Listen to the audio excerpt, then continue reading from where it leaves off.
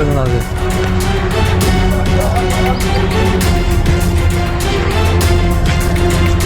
הנה, נופל פה. באיזה הטבע הזה? אתה נופל. זה הכטב"ם. הנה, על העץ. נתקע בעץ, בן זונה. Anda kembali di Breaking News pemirsa, kali ini bersama saya Syafaati Suryo. Pemirsa, saling serang antara Israel dengan Hizbullah terus terjadi. Sistem pertahanan Israel pun disibukkan dengan roket-roket Hizbullah yang menyerang kota-kota yang diduduki Israel.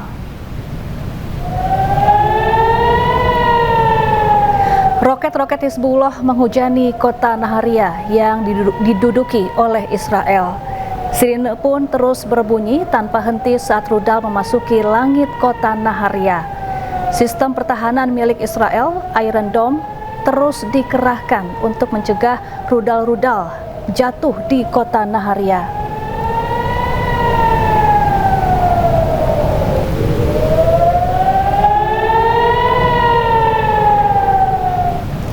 Pemirsa, meski pemerintah Indonesia memastikan harga bahan bakar minyak stabil, namun gerakan hemat energi tetap diberlakukan. Di antaranya penerapan work from home dan pembatasan penggunaan kendaraan dinas.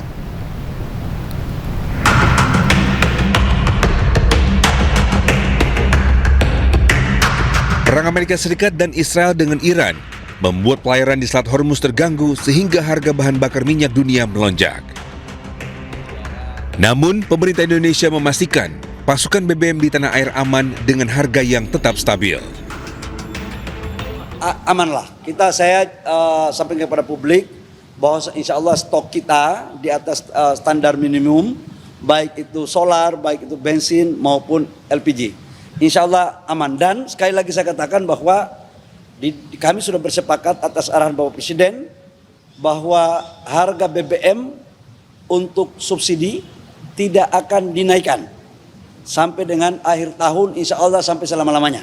Ya, sampai doain. Ini kan tergantung dengan harga ICP, tapi kalau sampai dengan $100 itu sudah aman dalam APBN. Dan sekarang harga rata-rata ICP Januari sampai dengan sekarang itu tidak lebih dari $77. Jadi kita itu baru split $7. Jadi jangan sampai ada menganggapan bahwa uang kita dapat dari mana. Kita ini baru naik $7 sampai dengan sekarang yang saya ngomong. Ya. Meski harga BBM di Indonesia dipastikan stabil, pemerintah Indonesia tetap mendorong pola hidup lebih efisien melalui gerakan transformasi budaya kerja dan gerakan hemat energi. Di antaranya penerapan work from home bagi aparatur sipil negara selama 1 hari dalam sepekan. Kemudian pembatasan penggunaan kendaraan dinas maksimal 50%, penambahan durasi Car Free Day, dan mendorong penggunaan transportasi publik. Adapun potensi penghematan anggaran dengan dilaksanakannya WFH bagi seluruh ASN bagi tingkat pusat maupun daerah mencapai 6,2 triliun rupiah. Tim Liputan iNews melaporkan.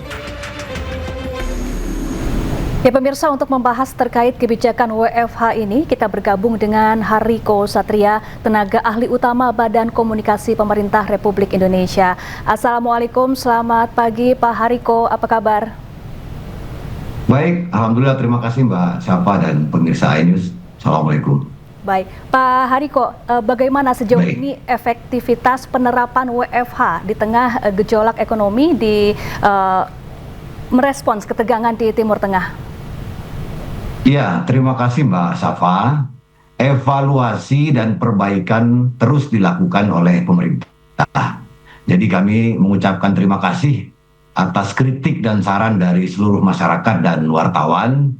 Pemerintah telah melakukan evaluasi pada kerja dari rumah atau WFH perdana pada hari Jumat lalu dan juga pada Jumat hari ini. Jadi kami juga mengucapkan terima kasih kepada Kemenpan-RB, Kemendagri, Kemnaker, Badan Kepegawaian Negara dan seluruh kementerian, lembaga, badan. Mbak Syafa dan pemirsa iNews yang kami hormati, ada 3 evaluasi ya terkait dengan kerja dari rumah atau WFH yang perlu kami sampaikan. Yang pertama, secara umum penerapan WFH di instansi pemerintah pusat berjalan kondusif dan ASN mampu mempertahankan kinerja. Nah, kerja dari rumah ini sangat ketat. ada target yang harus dicapai pada hari Jumat itu. Jadi untuk sama-sama kita ketahui, jumlah ASN kita sekarang itu 6,7 juta. 6 juta lebih di antara ASN itu sudah membuat laporan bulanan. Sekarang pemerintah sedang mendorong agar ASN membuat laporan harian, terutama pada hari Jumat ini. Kemudian sidak-sidak langsung juga dilakukan oleh menteri, wakil menteri, dan seluruh jajaran. Kemudian yang kedua, berdasarkan pemantauan melalui survei kepuasan masyarakat dan kanal pengaduan di tiap instansi, layanan esensial tetap berjalan dengan normal.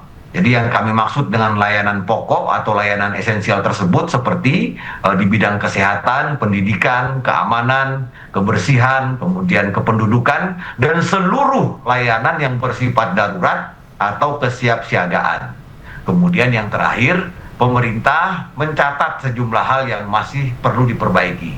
Di antaranya adalah kesiapan ya, infrastruktur digital yang belum merata di setiap instansi. Karena itu evaluasi kebijakan ini akan terus dilakukan setiap hari, setiap minggu, dan secara berkala setiap bulan. Dan dijadwalkan evaluasi keseluruhan itu pada Juni 2026. Dan setiap instansi wajib melaporkan capaian kinerja organisasi. Kemudian yang terakhir, kami tegaskan tidak ada pengurangan aktivitas dari masyarakat kita. Yang ada adalah pengurangan penggunaan kendaraan dinas dari ASN dan pejabat itu mencapai 50%, tidak ada pengurangan aktivitas masyarakat, yang ada adalah pengurangan perjalanan dinas luar negeri itu mencapai 70%, dan pengurangan perjalanan dinas dalam negeri itu mencapai 50%. Sekali lagi terima kasih kepada iNews, terima kasih kepada seluruh media dan masyarakat yang telah memberikan kritik dan masukan. Baik, Pak Hariko, terkait kritik dan masukan yang telah diterima ini diantaranya adalah terkait potensi tidak efektifnya penghematan BBM karena adanya pergeseran mobilitas, kemudian juga risiko penurunan produktivitas akibat penyalahgunaan waktu. Kalau dari pemerintah sendiri bagaimana menanggapi ini, Pak Hariko? Iya, Mbak Safa, kami sungguh-sungguh sangat memahami ya kekhawatiran dari masyarakat terkait dengan kerja dari rumah ini. Karena itu pengawasan kerja dari rumah itu sangat ketat. Sekali lagi kami tegaskan, kerja dari rumah atau WFH itu wajib dilakukan di rumah. Kemudian HP dari ASN ini harus aktif. Jadi absennya berbasis lokasi. Sehingga nanti akan ketahuan ASN itu benar-benar bekerja dari rumah. Kemudian ketika dihubungi lewat HP ini, paling lambat 5 menit setelah pesan dan panggilan, kalau tidak ada respon, itu ada teguran lisan. Kemudian lewat dari 5 menit tidak ada respon juga, itu akan mendapatkan teguran tertulis. Kemudian kalau masih berulang, itu akan kena evaluasi dan sanksi. Baik. Jadi sekali lagi kami sampaikan, target yang harus dicapai pada hari itu ada laporannya. Nah, kalau kita lihat apa yang disampaikan kemarin, jumlah ASN kita ini sekali lagi 6,7 juta orang. 6 juta orang lebih diantaranya sudah membuat laporan bulanan. Nah, sekarang pemerintah sedang mendorong agar ASN kita membuat laporan harian. Nah, Mbak Safa, ini yang perlu diperhatikan, setiap atasan, setiap pejabat pembina kepegawaian wajib memantau atau mengawasi kinerja ASN serta memastikan sistem pelaporan kinerja berjalan secara efektif. Baik, sejauh ini apakah ada laporan terkait misalnya ASN yang tidak mematuhi aturan WFH berikut penerapan sanksinya? Ya, sejauh ini seperti yang kami sampaikan tadi berjalan dengan efektif, tapi sekali lagi seperti yang disampaikan oleh Wakil Menteri Dalam Negeri Bapak Dr. Bima Arya, kami berharap sekali, mari kita awasi bersama-sama, kalau ada ASN yang berkeliaran, itu tolong diviralkan, tolong disebarkan, sehingga kita bisa tahu. Namun pastikan dulu bahwa itu betul-betul melanggar aturan. Jangan sampai nanti salah informasi. Karena sekali lagi ada beberapa layanan pokok yang itu memang tidak WFH. Tadi sudah kami sampaikan beberapa layanan esensial seperti kesehatan, pendidikan, termasuk puskesmas, kemudian keamanan, kebersihan, kependudukan, dan seluruh layanan yang bersifat kedaruratan. Nah, ini juga menjadi tenggang rasa bagi kita semua karena tidak semua ASN yang WFH. Baik, jadi Sekali artinya lagi terima masyarakat kasih juga kepada bisa seluruh turut masyarakat. mengawasi ya Pak Hariko? Iya, sama-sama. Oke. Karena kan kalau kita lihat selama ini masyarakat kita sangat kritis dan selalu mengingatkan bahwa para ASN dan kami-kami ini digaji dari pajak rakyat dan masyarakat berhak untuk mengkritik para ASN yang tidak bekerja dengan sungguh-sungguh, yang tidak bekerja dengan baik, yang mengutamakan kepentingan pribadi. Tapi sejauh ini sekali lagi kami berterima kasih kepada seluruh ASN yang mengutamakan kepentingan bersama, yang benar-benar bekerja dari rumah. Oke, baik, pemerintah menyebut ada potensi penghematan dari penerapan WFH ini hingga 6,2 triliun rupiah ya Pak Hariko. Ini kira-kira hingga kapan WFH ini akan diberlakukan? Mbak Safa, jadi kita saat ini sedang membuat budaya baru yang lebih baik dan gerakan hemat energi. Nah, ini bukan untuk jangka pendek tetapi untuk jangka panjang dan akan kita uji coba selama 2 bulan ini. Oleh karena itu, kami berterima kasih sekali kepada iNews dan seluruh media lainnya. Jadi selama 2 bulan uji coba ini, mari sama-sama kita kritisi, kita berikan saran-saran yang terbaik sehingga pola transformasi kerja yang baru, yang gerakan hemat energi ini benar-benar bisa kita jalankan ke depannya. Karena sama-sama kita ketahui sekarang situasinya ini kan panas dingin ya. Panas itu maksudnya di luar Indonesia sedang terjadi konflik, sedang terjadi perang. Dan di Indonesia kita bersyukur situasinya dingin, damai. Nah, dalam situasi damai ini mari kita siap siaga dengan selalu hemat energi, hemat BBM, hemat listrik.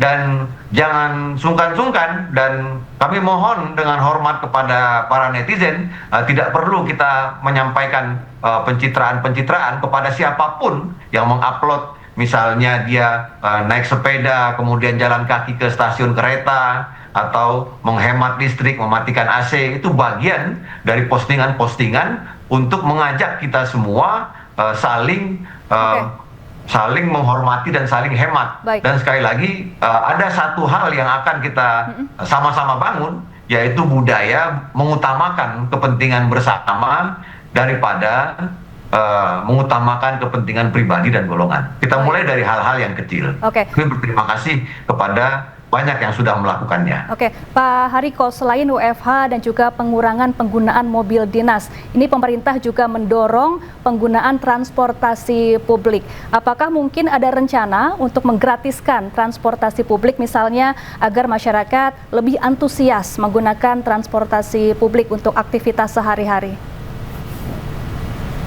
Ya, nanti hal tersebut merupakan bagian dari aspirasi yang sangat bagus yang disampaikan oleh Mbak Safa tadi. Secara resmi, hal itu akan diumumkan baik oleh pemerintah daerah maupun di pemerintah pusat. Tapi kami melihat inisiatif-inisiatif itu sudah dilakukan di beberapa daerah, dan ini penting sekali memang, bukan hanya menggratiskan, tetapi juga terkait dengan keamanan, kenyamanan, kemudian ketepatan waktu sampai di lokasi.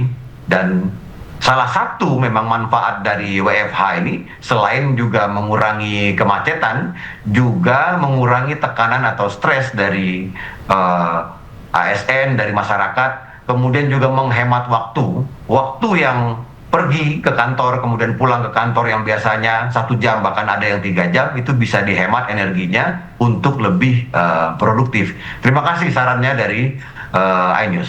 Baik, terakhir Pak, ini Menteri SDM sudah menyatakan bahwa pasokan BBM Indonesia ini aman, harganya juga stabil. Di sisi lain pemerintah juga menggencarkan gerakan hemat energi. Apa yang ingin Pak Hariko tekankan untuk disampaikan kepada masyarakat? Ya, situasi dunia betul-betul dalam konflik dan perang saat ini. Oleh karena itu kita bersyukur ya, di Indonesia ini lebih dari 80.000 desa, sekarang kemanapun kita pergi suasananya damai. Maka tetapi sekali lagi kita tidak boleh terlena, kita tidak boleh santai-santai. Situasi ini kita manfaatkan dengan bersiap siaga. Dari mana mulainya? Mulai dari membangun budaya, hemat energi, kemudian hemat BBM, kemudian dan ini juga sehat ya, jalan kaki. Apalagi ada salah satu penelitian yang mengatakan kita orang Indonesia termasuk yang paling malas jalan kaki, belum ada yang obesitas, kekurangan gizi dan lain sebagainya. Jadi gerakan hemat energi ini betul-betul menjadi momentum agar kita semakin sehat, agar kita semakin hemat, kemudian agar kita semakin mengutamakan kepentingan bersama. Jadi terima kasih kami aturkan kepada Pak Bahlil dan seluruh menteri-menteri, kepala badan yang terus menyampaikan kepada masyarakat tentang pentingnya kita hemat energi. Baik, terima kasih Pak Hariko Satria, tenaga ahli utama Badan Komunikasi Pemerintah RI telah bergabung bersama kami di Breaking News. Selamat beraktivitas kembali dan salam sehat. Ya pemirsa, akibat naiknya bahan bakar di Cork, Irlandia, masyarakat berunjuk rasa. Pada aksi unjuk rasa ini, 5 orang warga ditangkap polisi.